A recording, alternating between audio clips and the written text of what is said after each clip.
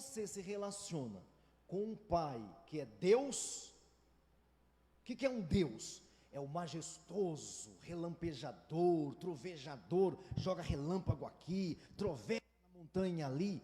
Isso é Deus. E os crentes querem um pai que seja Deus, que castiga aquele que castiga, que se vingue.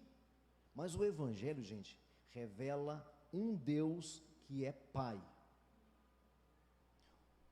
Um pai, faz o que você quer? Diga para mim, um pai, faz o que você quer? Fala para mim, meu irmão. Não, um pai, não faz o que o filho quer. Não faz. Então muitos crentes querem um pai que seja Deus. Um Deus trovejador, relampejador. Mas eu sirvo a um Deus que é pai. Você sabe o que Cristo veio fazer aqui depois de morrer por nós? Revelar um pai. No Antigo Testamento não tem um pai, gente. Não tem. Tem Jeová Jiré, Jeová Tissabaoque, Jeová Nissi, Jeová Rafá, Jeová Raá, tudo poderoso, majestoso, soberano, trovejador. Esse é o Deus do Antigo Testamento. Não tem pai. Nós conhecemos o filho pelo pai ou o pai pelo filho? Quem é que você vê e reconhece o outro? Você olha para o pai e reconhece o filho, ou você olha para o filho e conhece o pai? Qual é a equação? Você olha para um filho e pelo filho conhece o pai. Como é que o pai vai ser conhecido, irmão? Levanta a mãozinha. Mãozinha lá em cima, fala, através de mim.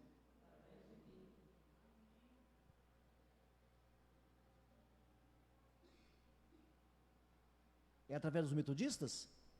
Adventistas? Presbiteriano? O pai só será conhecido por um filho, por filhos.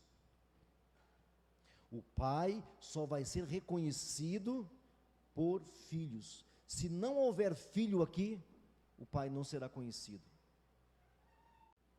Mas a crentaiada, lá tem poder. Lá tem poder, lá é forte. Por quê? Porque você conhece um Deus? Ou porque você viu o pai? Porque o pai é misericordioso, é perdoador, manda amar o inimigo.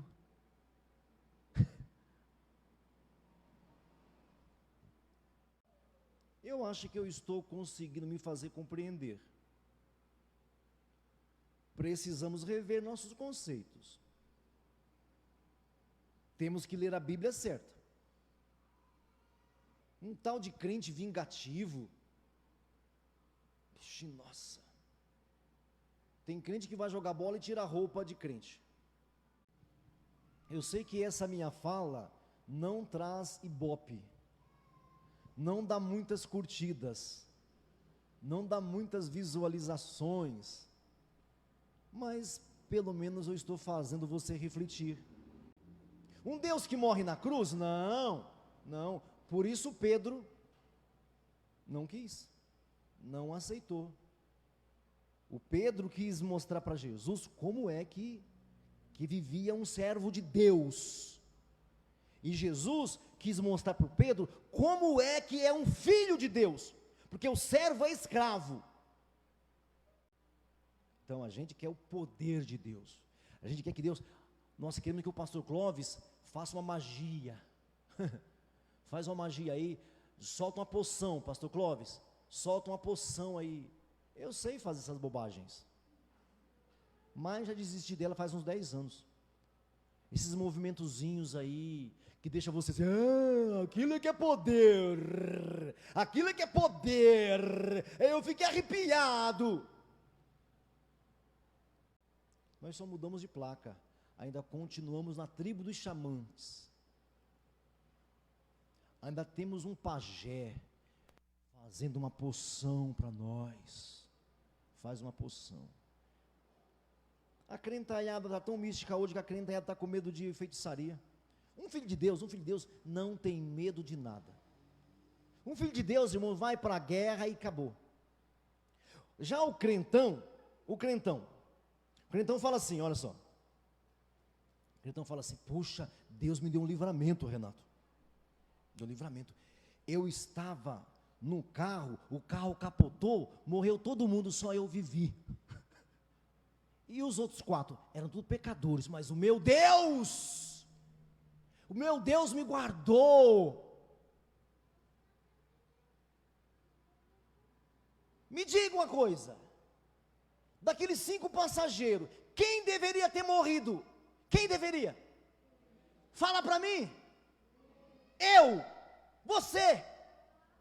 Eu já estou resolvido. Mas não, teve um acidente, só sobraram os crentes. Só os crentes sobraram. Deus me guardou. Que Deus é esse, hein? Guarda você e mata os 4. Que Deus você passou? Vamos lá, não faz canal feio para mim não, faz para a Bíblia. Porque eu não sei que crente é esse. Oh, morreu todo mundo, eu fui salvo, devia ter morrido. Por que devia ter morrido? Porque se você morrer, não morre. Ou morre? A Bíblia não fala que a Bíblia não fala que você já passou da morte para a vida? Fala ou não fala? Fala ou não fala? Nós não já passamos, nós convertidos, nós filhos de Deus, nós já passamos da morte para a vida? Passamos ou não passamos? Por que você tem medo de morrer? Teve um acidente, só salvou eu e mais 3 crentes, os 20 pecadores morreram. E não sou eu que prego isso não. Cristo falou isso para os discípulos. A torre de Siloé, quando a torre caiu e matou todo aquele monte de gente, foi porque Deus quis? Cristo falou isso para os discípulos, porque os discípulos tinham essa ideia, que era Deus, a gente quer Deus, e Cristo queria revelar o Pai, meu irmão, não se sinta mal não, eu já pensei assim como você pensa, livra eu Senhor, mata todo mundo, mas livra eu já pensei assim, fique em paz irmãos, você vai crescer, vai desenvolver, não faz cara feia para mim não, leia bem a Bíblia, que se você ler bem a Bíblia, você não vai crucificar Cristo. Se Cristo viesse hoje, ele seria crucificado de novo, porque os seguidores de Deus, gente, quem matou Jesus? Foram os seguidores de Deus ou os romanos? Seguidores de Deus. De Deus. Os seguidores de Deus, gente, viajava quilômetros e quilômetros, seguidores de Deus, para enganar uma velhinha viúva, para enganar. Não mudou nada, é que nós queremos mamão com açúcar, a gente quer mamãozinho com açúcar, oh Deus, eu estou ganhando tão pouco, dá para o Senhor jogar uma poção aqui, e eu ganhar 10 vezes mais? Senhor, qual que é o segredo para ir? O segredo, meu irmão, o segredo é um só, Cristo veio à terra para revelar o Pai. Não tinha Pai no Antigo Testamento, não é que ele não existia, mas não tinha a manifestação do Pai no Antigo Testamento. Por isso que a Bíblia fala assim, tendo Deus outrora falado aos pais, olha só, Hebreus 1, tendo Deus outrora falado aos pais pelos profetas, hoje nos tem falado mais alto, copia do seu vizinho agora, é assim que Deus fala. E se ele fala pelo Filho, o que ele é? Pai. Então ser pai é a vontade, ser Deus é o poder. Porque um Deus que é pai, ele tem vontade. Me entendem? Sempre foi isso, só que não estava revelado. Quando ele fala assim, quando lá no Gênesis, a Bíblia fala assim, façamos o homem à nossa imagem, conforme a nossa semelhança. O que ele está falando? Façamos um filho. Filho, não é isso? Façamos uma imagem do que nós somos. O que a Trindade é invisível. Vamos fazer uma imagem, um visível. Vamos fazer um visível de nós que somos invisíveis. Pai, Filho e Espírito Santo. Se é pai, sempre teve na vontade dele ter filhos. Então, o que é a predestinação? É para que toda a humanidade seja filho. Tem predestinação? Tem. E o que foi predestinado? Toda a humanidade ser filho. Estão sendo? Não. Então lá no começo, só que estava oculto. Façamos uma imagem da nossa semelhança. Uma imagem da semelhança é filho de um pai. Então reflita comigo hoje. Reflita comigo hoje. Nós estamos falando aqui sobre não entrar em tentação. Nós estamos conversando sobre esse tema, não entrar em tentação. Você precisa resolver se você está na tentação ou na provação. O nosso Pai nos prova, sempre. O nosso Pai nos prova, mas nunca nos tenta, nunca. Deus nunca vai tentar os seus filhos, mas prova sempre. Deus não quer que você entre em tentação. Quando é que a gente entra em tentação? Quando a gente não sabe a diferença de Pai e de Deus. Por isso que Jesus foi tentado lá no deserto. Foi tentado, no que ele foi tentado? Na filiação. Se és o Filho de Deus, transforme essas pedras em pães. O que Cristo fez? Transformou? Porque ele sabia que aquilo era uma tentação. Ele sabia. Era uma tentação de misturar Deus com Pai. Se você é, eu sei que sou filho, nem só de pão viverá o homem. Depois, está vendo esses reinos aqui? Se você é o Filho de Deus, prostra e me adora. Não, ele sabia a diferença, porque eu falei para vocês aqui que tentação é quando o diabo quer que você fira o caráter de Deus, o caráter paternal de Deus. Eu falei aqui na outra vez. Provação é uma situação difícil, delicada, complexa, que você vai passar, e não adianta nem orar para não passar, vai passar. Mas tentação é quando o inimigo tenta fazer você ferir o caráter de Deus, a vontade de Deus, a paternidade de Deus.